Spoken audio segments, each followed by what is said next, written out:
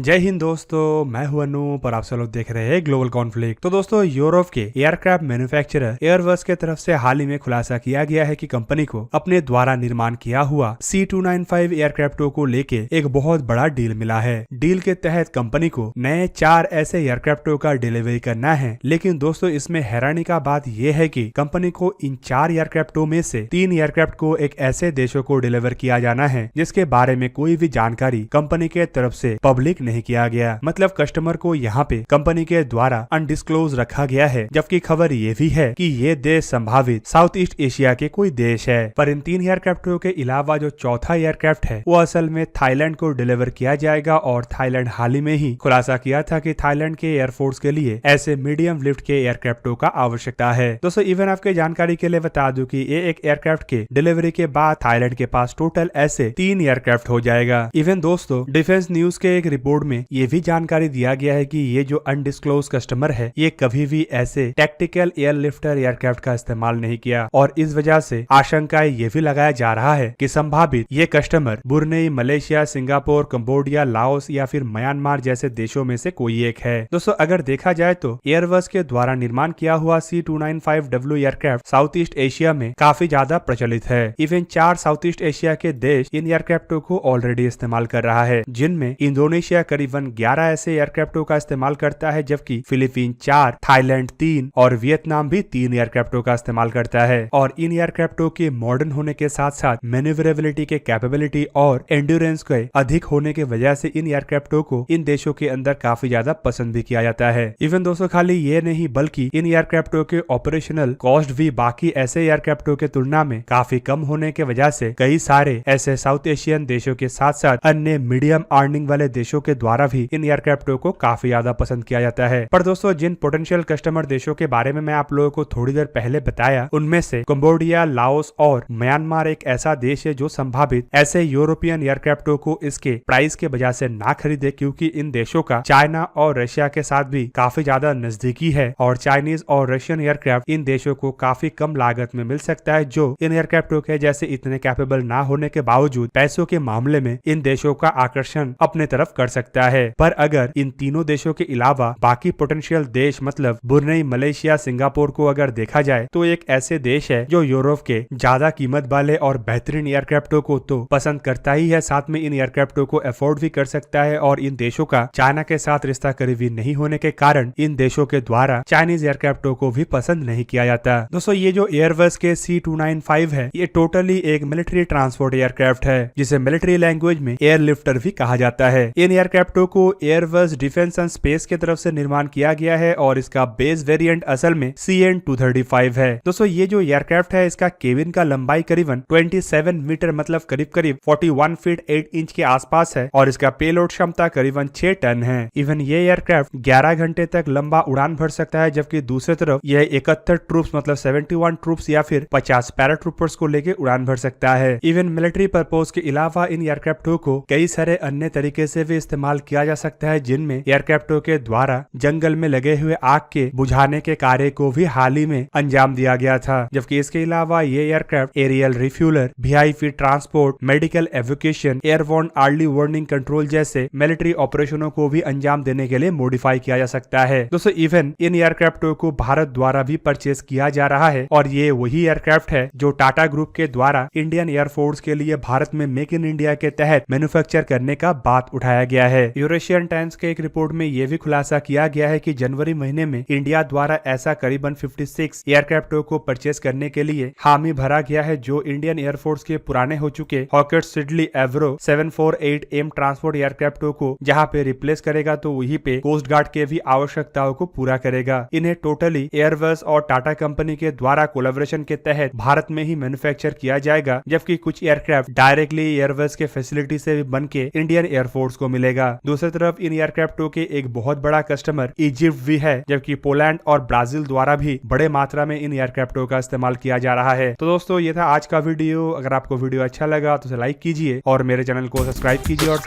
Bell icon press कर दीजिए ताकि आप मेरा वीडियो देख पाए सबसे पहले। जय हिंद।